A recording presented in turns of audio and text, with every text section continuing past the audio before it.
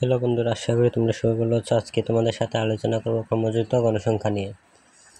ক্রমযুক্ত গণসংখ্যা আঁকতে হলে তিনটি ছকের প্রয়োজন: শ্রেণীব্যবধান গণসংখ্যা, ক্রমযুক্ত গণসংখ্যা। তোমাদের তিনটি বিষয়টিকে মুখস্থ করে নিতে হবে, তাহলে তোমাদের কাছে ক্রমযুক্ত গণসংখ্যা সবচেয়ে সহজ লাগবে।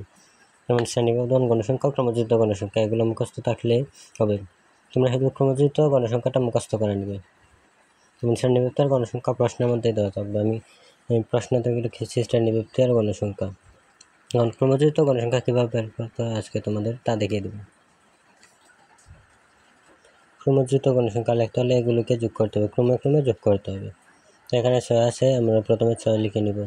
তারপরে এই 6 আর এই 8, এই 8 আর এই 6কে যোগ করলে যত হবে তা আমরা এই ঘরে লিখে নিব। 8 আর 6 যোগ করলে 14, তাহলে আমরা লিখব 14। তারপরে এই 14 আর এই 10, এই দুইটা যোগ করে কত হয়?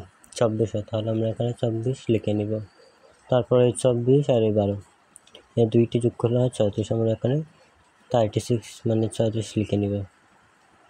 তারপর এখানে 34 আর 5 যোগ করলে 41 হয়। আমরা এইভাবে ক্রমে ক্রমে যোগ করে নেব। 41 আর 7 হয় 48, এখানে 48 লিখে নেব। তারপর 48 আর 2 50, আমরা এখানে 50 লিখে নেব।